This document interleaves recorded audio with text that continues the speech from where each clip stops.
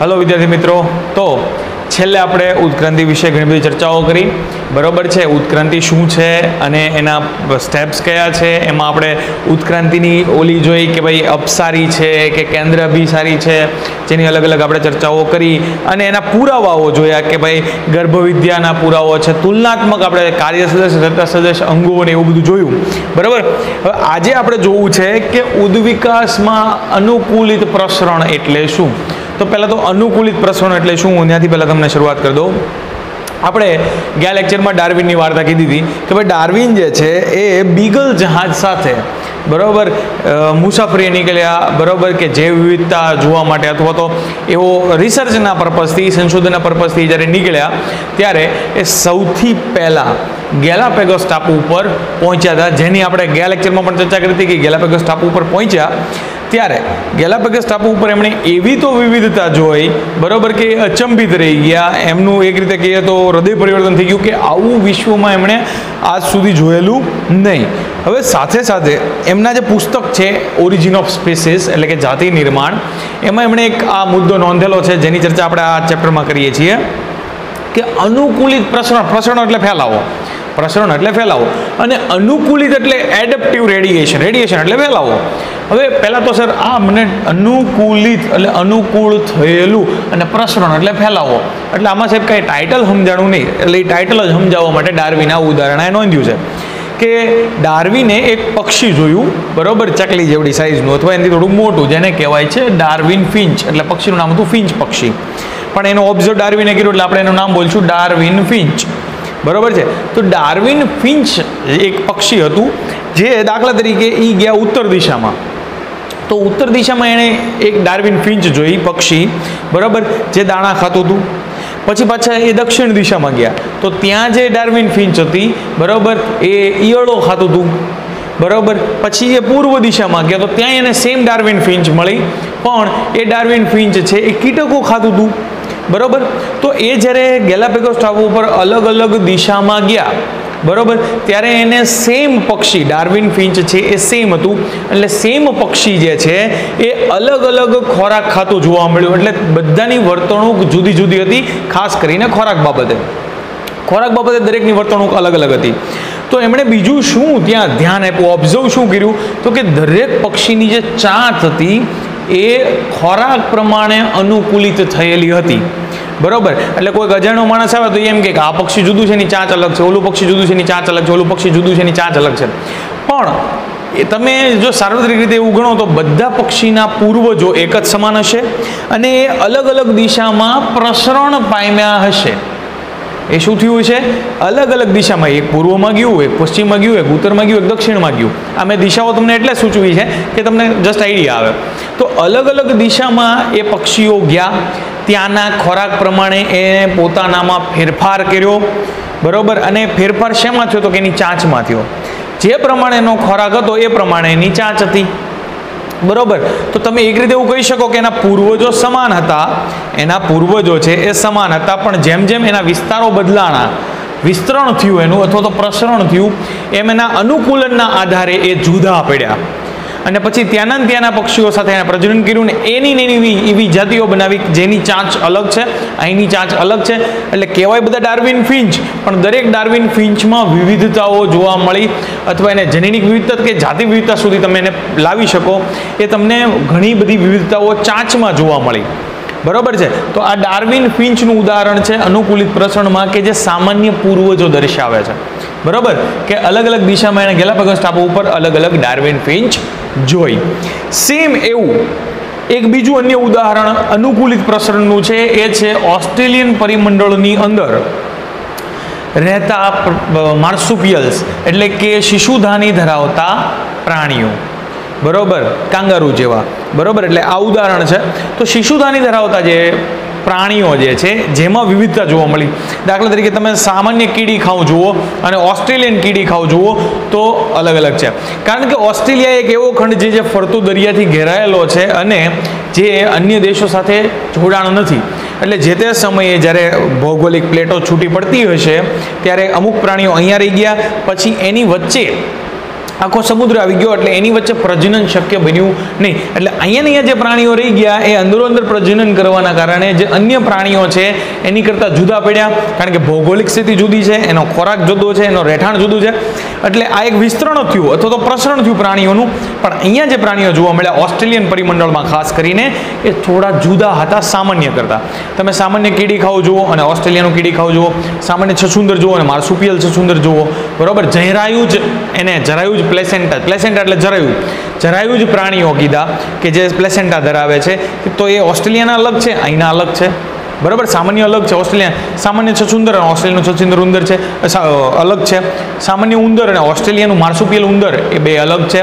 તો આવા ઘણા બધા પ્રાણીઓના ઉદાહરણ તમે આપી શકો કે જે સામાન્ય જે ખંડોમાં જોવા મળે છે અને ઓસ્ટ્રેલિયન પરિમંડળમાં જોવા મળે છે એ જુદા છે. જેમ ફિંચ અલગ અલગ હતી એમ આ પ્રાણીઓ જુદા જુદા થઈ ગયા છે.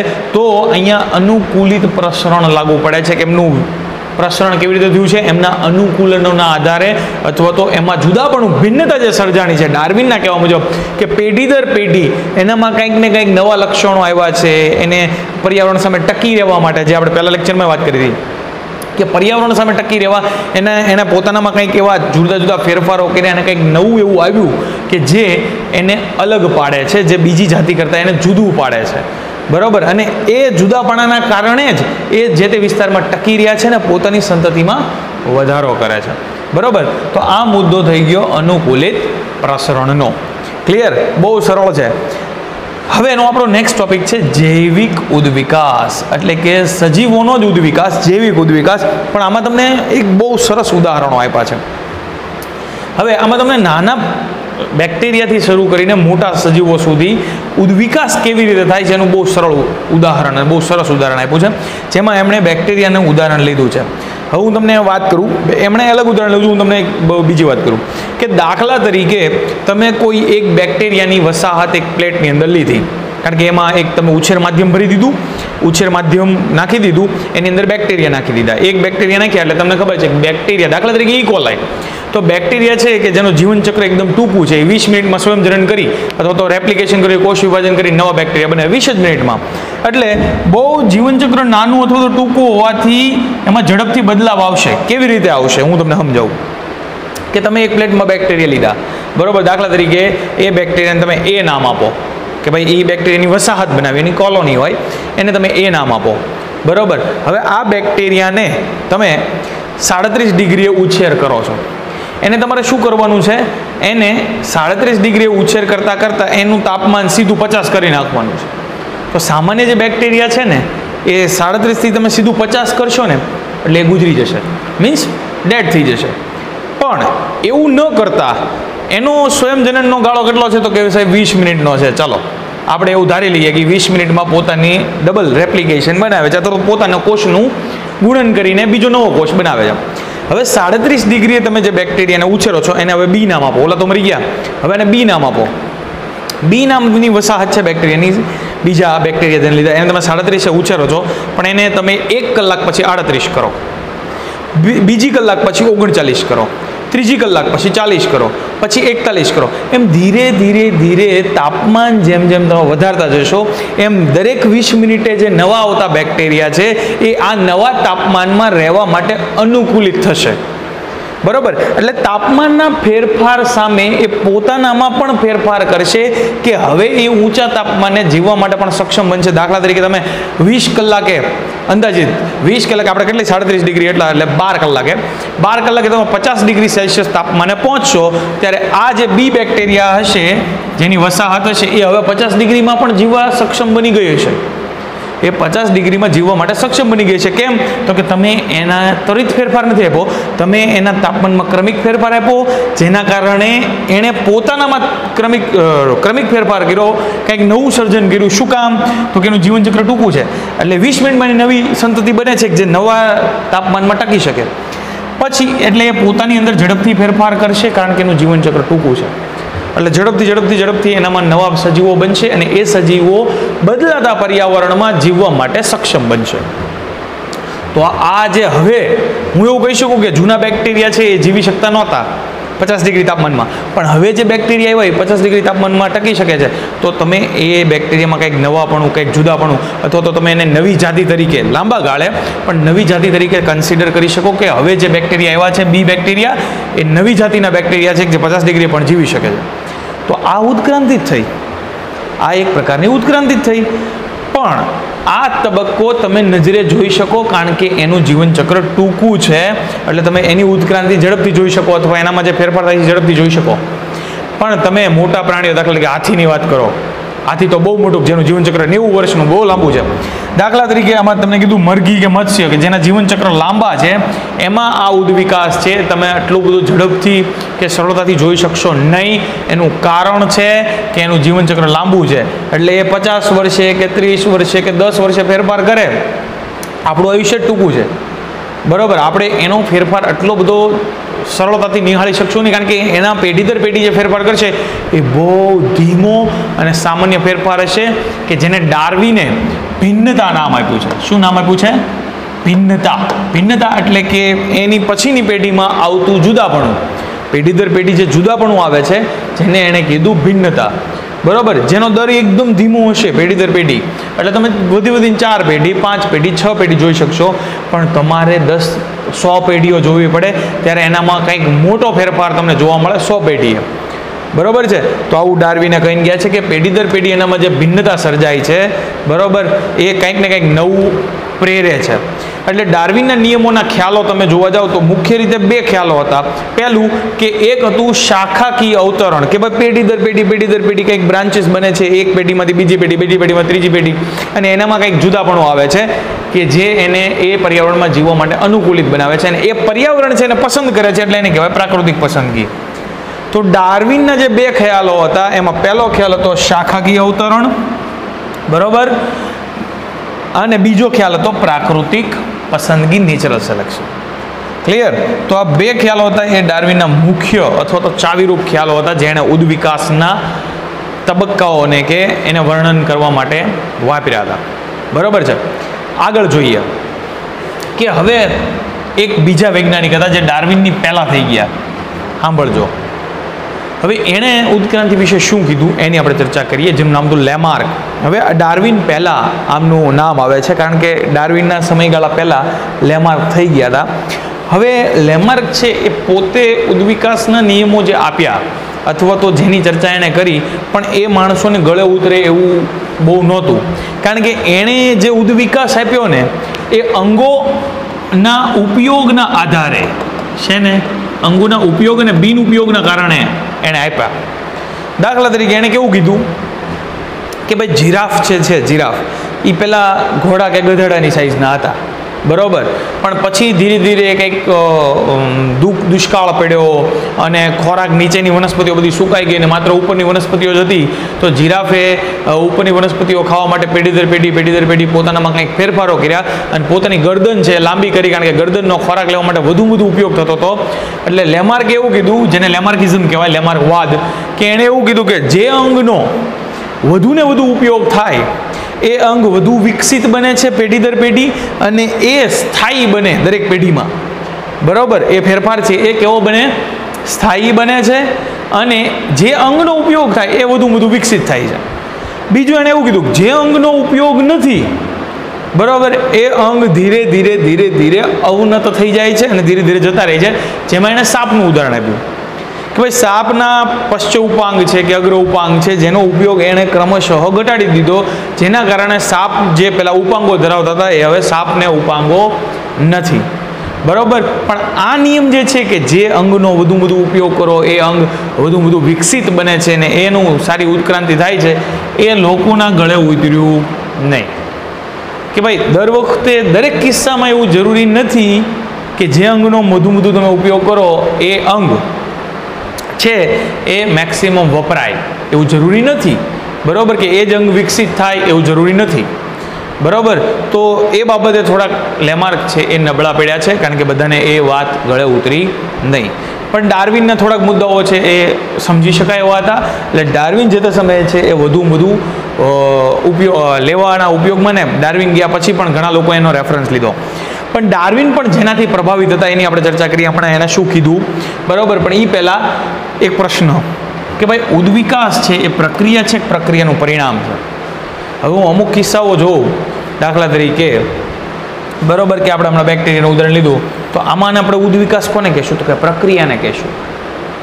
બરાબર કે ભાઈ પેઢી દર પેઢી કંઈક ને કંઈક ફેરફાર એવા થાય છે, ભિન્નતાઓ સર્જાય છે, તો એ ઉદ્વિકાસની પ્રક્રિયા છે. પણ જ્યારે તમે પૃથ્વીના નિર્માણથી લઈને અત્યારે જુઓ કે પૃથ્વીના નિર્માણ વખતે જીવ સૃષ્ટિ અજૈવિક ઘટકોમાંથી જૈવિક ઘટકો બન્યા હતા, જીવ બન્યો પહેલી વાર, અને અત્યારે જે વિકસિત સજીવો તમે જ્યારે જુઓ છો તે ઉદ્વિકાસની પ્રક્રિયાનું પરિણામ છે. એટલે ઉદ્વિકાસ એ શું છે, તો કે તમે એ કિસ્સામાં શું કહી શકો, પ્રક્રિયાનું પરિણામ છે. પણ અત્યારે જે પેરેલલ ચાલે છે, અત્યારે તમે પેઢી દર પેઢી ફેરફારો આવે છે, તો ઉદ્વિકાસ ચાલુ છે એવું કહેવાય, તો ઉદ્વિકાસ પ્રક્રિયા પણ છે.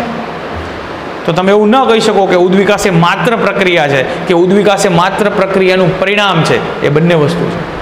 ઉદ્વિકાસ એ પ્રક્રિયા પણ છે, અને જો લાંબો ગાળો જુઓ તો એ પ્રક્રિયાનું પરિણામ છે, જ્યારે નવી જાતિનું નિર્માણ થાય છે ત્યારે.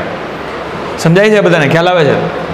હવે મેં તમને કીધું કે આપણે એવા વ્યક્તિની વાત કરવી છે જેનાથી ડાર્વિન પ્રભાવિત હતા, જેનું નામ હતું થોમસ માલ્થસ.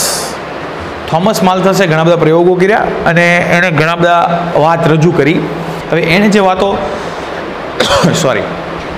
વાતો રજૂ કરી હતી ને એનાથી ડાર્વિન પ્રભાવિત હતા, કારણ કે ડાર્વિનવાદ જે ડાર્વિને આપ્યો એનાથી એ સંગત હતું.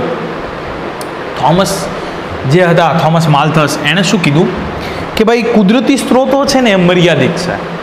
કુદરતી સ્ત્રોતો છે એ મર્યાદિત છે કે જેના ઉપર સજીવો નભે છે, બરાબર, અને સજીવોનો ઉપયોગ કરે છે. પણ એ મર્યાદિત સ્ત્રોતોમાં જો સજીવોની સંખ્યા વધી જશે તો દરેક સજીવ છે એ કુદરતી સ્ત્રોતોનો ઉપયોગ નહીં કરી શકે, એની વચ્ચે સ્પર્ધા આવશે, જે વસ્તુ ડાર્વિને કીધી. બરાબર, શું કે કુદરતી સ્ત્રોતો છે મર્યાદિત છે. અપવાદ, કેવા અપવાદ કે ભાઈ અમુક ઋતુમાં અમુક કુદરતી સ્ત્રોતો તમને અમાપ મળે. દાખલા તરીકે ચોમાસામાં તમને પાણી જોતું હોય એટલું મળે, ઉનાળામાં પાણી સુકાઈ જાય, પાણી ન મળે. ટૂંકમાં ઋતુગત બાબતને બાદ કરતા તમે કુદરતી સ્ત્રોતોની ગણતરી કરો, એટલે અમુક વસ્તુ બાદ કરતા, તો કુદરતી સ્ત્રોતો છે એ અમાપ નથી અમુક ઋતુગત સ્ત્રોતોને બાદ કરતા, તો મર્યાદિત સ્ત્રોતો છે. હવે જ્યારે મર્યાદિત સ્ત્રોતો હોય તો દરેક સજીવ, સ્વાભાવિક છે કે એ દરેક સજીવ છે એ એનો ઉપયોગ નથી કરવાનો, એની વચ્ચે સ્પર્ધા થવાની છે, ખોરાક માટે, પ્રજનન માટે કે રહેઠાણ માટે. તો સ્પર્ધા થશે તો અમુક જાતિઓ અથવા તો અમુક સજીવોનું નુકસાન થશે, એ ગુજરી જશે, અને અમુક સજીવો જીવશે. તો તમે એવું કહી શકો કે એ વસ્તી છે એ સતત વધારો નહીં પામે. તમને યાદ કરો વહન ક્ષમતા, આપણે 13મા ચેપ્ટરમાં કીધું હતું, વહન ક્ષમતા એ પોતાના સજીવો જે સમાવી શકવાની ક્ષમતા છે એનાથી વધારે નહીં જાય, એટલે વસ્તી કેવી થઈ જશે, સ્થાયી થઈ જશે. વસ્તી કેવી થઈ જશે, સ્થાયી. એ અમુક નિશ્ચિત મર્યાદાથી આગળ નહીં જાય, કારણ કે સ્ત્રોતો મર્યાદિત છે. આ ચર્ચા આપણે અગાઉ કરી ગયા છીએ, બરાબર, કે અમુક વિસ્તારમાં જેટલા સ્ત્રોતો મળતા છે એટલા સજીવો ત્યાં રહેશે, એનાથી વધુ સજીવો ત્યાં રહી શકશે નહીં, બરાબર. તો એને આપણે કહીશું વસ્તી કેવી થઈ ગઈ, સ્થાયી થઈ ગઈ. અને સ્થાયી થવાનું કારણ તો કે સ્ત્રોતો મર્યાદિત છે. કારણ કે વસ્તીનું કદ મર્યાદિત રહેવાનું કારણ કે સ્ત્રોતો માટે સ્પર્ધા થશે અંદરો અંદર. આવું થોમસ માલ્થસ કહી ગયા, જે ડાર્વિને રિપીટ કર્યું હતું. વિપુલ સંતતિ એટલે કે ઘણી બધી સંતતિ, પછી સ્પર્ધા, અને સ્પર્ધામાં જે જીતે એ જીવે અને એ પ્રજનન કરી પોતાના જેવા જ અન્ય સજીવો ઉત્પન્ન કરે જે સક્ષમ હોય. ઉત્તરજીવિતા, આપણે એવું કીધું હતું, ચિરંજીવીની ઉત્તરજીવિતા, જે ફિટ છે, જે તંદુરસ્ત છે, સક્ષમ છે, એની ઉત્તરજીવિતા, એ લાંબુ જીવે છે અને એ પ્રજનન કરી પોતાના જેવા નવા સારા લક્ષણો ધરાવતા સજીવોને વધુ વધુ ઉત્પન્ન કરે છે.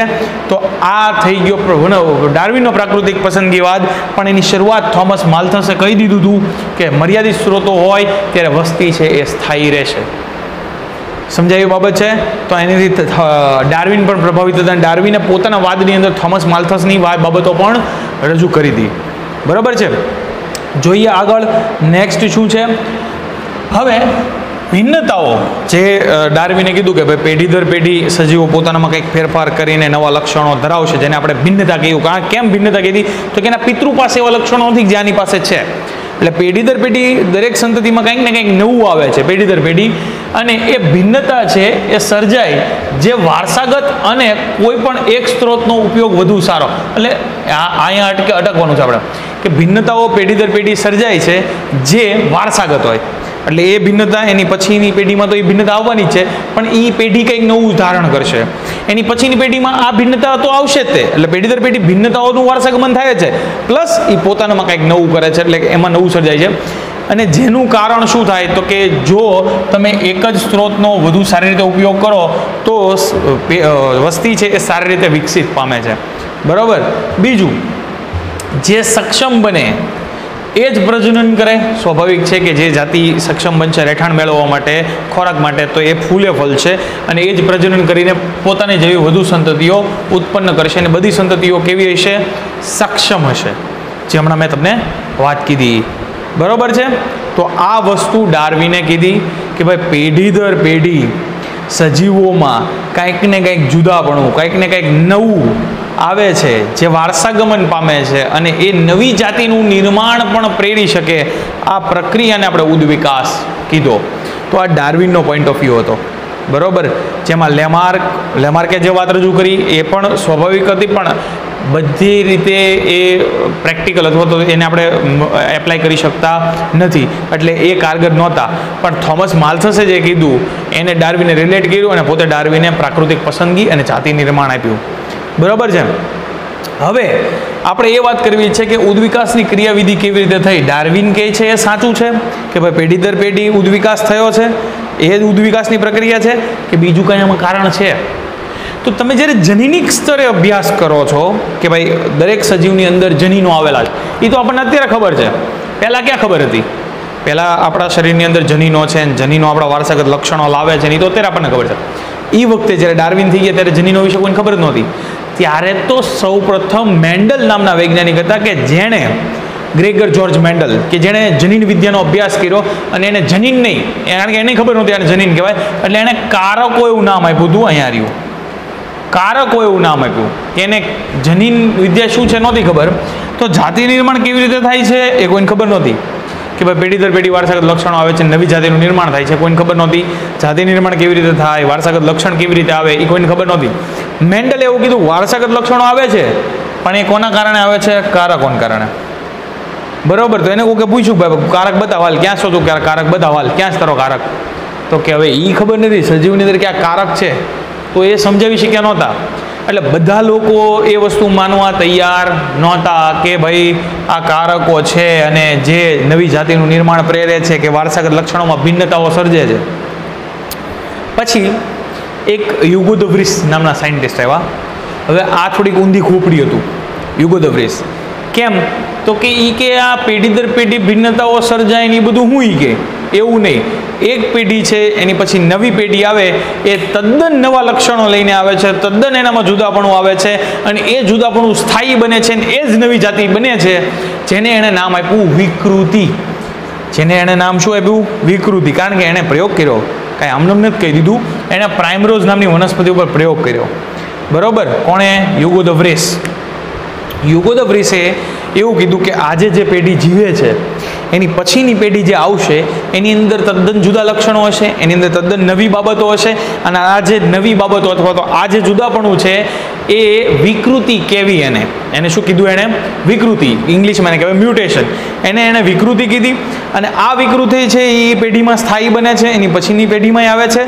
એટલે હાલ જે એક પેઢીમાંથી પછી તરત બીજી પેઢી આવી જેની અંદર વિકૃતિ સર્જાણી, એ કાયમી છે, એ સ્થાયી છે, ને જે નવી આવી છે એ જ નવી જાતિ છે.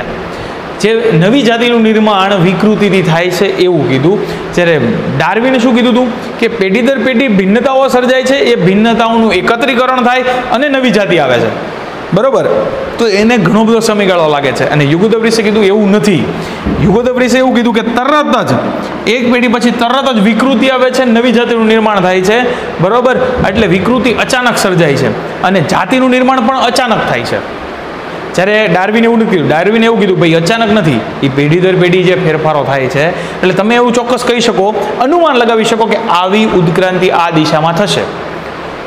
કેમ? તો કે તમે દરેક પેઢીને જુઓ છો એટલે તમે કહી શકો કે ઉત્ક્રાંતિ આ દિશામાં થશે અથવા તો આવી ભવિષ્યમાં થશે. પણ વિકૃતિ તમે કોઈ અંદાજ ન મારી શકો. આજે આવું છે, તદ્દન આવતી પેઢીમાં નવું આવે. તો વિકૃતિ છે કેવી છે? અચાનક આવતી, યાદચ્છિક છે અને દિશા વિહીન છે. તમે નક્કી ન કરી શકો. વિકૃતિની કાંઈ નક્કી ન હોય કે ભાઈ આ આવી જ, આના બે હાથ છે તો હવે ત્રણ જ થશે, એવું થોડું હોય. બરાબર, પણ પેઢી દર પેઢી તમે જે લક્ષણો જુઓ તો તમે અનુમાન લગાવી શકો કે આવું થશે. તો ડાર્વિનમાં તમે અનુમાન લગાવી શકો. યુગો ધ વ્રિસ કે એવું ન હોય. નવી જાતિનું નિર્માણ છે એ વિકૃતિથી થાય, અને વિકૃતિ હંમેશા કેવી હોય? દિશાવિહીન હોય. એનું કાંઈ નક્કી જ ન હોય, અચાનક જ આવી જાય. બરોબર છે. એટલે એણે એવું કીધું કે યાદચ્છિક છે, અચાનક આવી જાય, ઓચિંતાનું તમને કાંઈ અનુમાન ન હોય, અને બીજું કે દિશાવિહીન હોય, એનું કંઈ નક્કી જ ન હોય. એટલે એને વિકૃતિ કીધું. મ્યુટેશન, બરોબર. અને જાતિ નિર્માણ મ્યુટેશનથી થાય છે એવું કહેવાવાળા યુગો ધ વ્રિસ હતા. હું નહોતો. બરોબર. મેં નથી કીધું કે ડાર્વિન ખોટા હતા. યુગો ધ વ્રિસે એવું કીધું કે ભાઈ જાતિ નિર્માણ, આ જો બધાની પોતપોતાની થિયરી હોય. ડાર્વિન એવું કીધું કે પેઢી દર પેઢીથી નવી જાતિ આવે છે, અને યુગો ધ વ્રિસે એવું કીધું તરત નવી જ પેઢીમાં વિકૃતિથી જ નવી જાતિ આવે છે. બરોબર. એટલે આણે જાતિ નિર્માણ વિકૃતિથી કીધું, અને ડાર્વિને જાતિ નિર્માણ કીધું શાખીય અવતરણ અને પ્રાકૃતિક પસંદગીથી. બરોબર. એટલે બે પોતપોતાની રીતે પોતાની રીતે સાચા છે, કારણ કે દરેકે પ્રયોગો કરીને આ તારણો આપ્યા છે. એટલે અમુક સજીવોમાં એવું બનતું હોય, પણ દરેક કિસ્સામાં એ શક્ય ન પણ બને. એટલે એણે નામ આપ્યું સેલ્ટેશન. ઇંગ્લિશમાં એને સેલ્ટેશન કહેવાય. વિકૃતિથી જે જાતિ નિર્માણ થાય છે, જાતિ નિર્માણ માટે વિકૃતિ કારણભૂત, આવું ડાર્વિને યુગો ધ વ્રિસે કીધું હતું, મેં નહીં. એટલે એણે નામ આપ્યું સેલ્ટેશન. તમારે આ શબ્દ બહુ મહત્વનો છે, યાદ રાખવાનો છે. સેલ્ટેશન એટલે કેવી જાતિ? કે જે જાતિ વિકૃતિથી સર્જાણી હોય એવી જાતિને તમારે સેલ્ટેશન, અથવા તો એ પ્રક્રિયા સેલ્ટેશન કહેવાય. કે વિકૃતિથી નવું જાતિ નિર્માણ થાય તો એવી જાતિને સેલ્ટેશન જાતિ, અથવા તો એ પ્રક્રિયાને કહેવાય સેલ્ટેશન. બરાબર છે. વિકૃતિથી થતું જાતિ નિર્માણ. ક્લિયર? તો ઉદ્વિકાસની ક્રિયાવિધિ ડાર્વિનથી થાય છે, જનીનિક સ્તરે છે. અને આનો અભ્યાસ તમે જ્યારે જનીનોનો અભ્યાસ કરો વિગતે, ત્યારે તમે વિકૃતિને વધુ વિગતે જાણી શકો. એટલે તમારે વિકૃતિ વિશે જાણવું હોય તો તમારે શેનો અભ્યાસ કરવો પડે? પહેલાં જનીનોનો અભ્યાસ કરો તો તમને ખબર પડે કે વિકૃતિ શું છે. એટલે તમારે આ અભ્યાસ જનીનિક સ્તરે કરવો પડે. બરોબર છે. તો આ એકદમ સરળ છે. ઉદ્વિકાસની ક્રિયાવિધિ શું કહે છે? બરોબર. પછી આની પહેલાંનો જે ટોપિક છે આપણે જોઈએ કે અનુકૂલિત પ્રસરણ શું છે, ડાર્વિન ફિન્ચનું માર્સુપિયલનું ઉદાહરણ દઈ, અને પછી જૈવિક ઉદ્વિકાસ કેવી રીતે થયો છે બેક્ટેરિયાનું, કે જેમાં તમે ઝડપથી જૈવિક ઉદ્વિકાસ જોઈ શકો છો, અને અમુકમાં તમે નથી જોઈ શકતા કારણ કે એના જીવનચક્ર ખૂબ લાંબા છે. બરોબર. અને પછી લેમાર્કવાદ ને ડાર્વિનવાદની થિયરી. બરોબર છે. તો આટલા મુદ્દાઓ છે જેની ચર્ચા આપણે આજે કરી. નેક્સ્ટ ચર્ચા આપણે થોડીક કરવાની છે કે ઉદ્વિકાસ, વળી પાછા ડાર્વિનને એમાં સમાવિષ્ટ કરશું. હમણાં એને કંઈક નવું શું કીધું બાબત. બરાબર. કારણ કે ડાર્વિન વિશાળ છે, ડાર્વિન પૂરો જ નહીં થાય છેક સુધી. બરોબર. પણ ડાર્વિન સિવાય પણ 2-3 વૈજ્ઞાનિકો છે જેનું નામ છે હાર્ડી વિનબર્ગ, જેના વિશે આપણે નેક્સ્ટ લેક્ચરમાં ચર્ચા કરશું, જે આજે આપણે કરતા નથી. તો આજે અહીંયા સુધી રાખું છું. બરોબર છે. વાંચજો ટેક્સ્ટબુકમાંથી ખાસ ભૂલ્યા વગર. બરોબર. અને એક પણ મુદ્દો રહી ન જાય એની ખાસ નોંધ લેજો, કારણ કે ટોપિક સરળ છે અને સહેલા છે. બરોબર છે. તો આજે અહીંયા સુધી રાખીએ છીએ. મળીએ છીએ નેક્સ્ટ લેક્ચરમાં. બાય.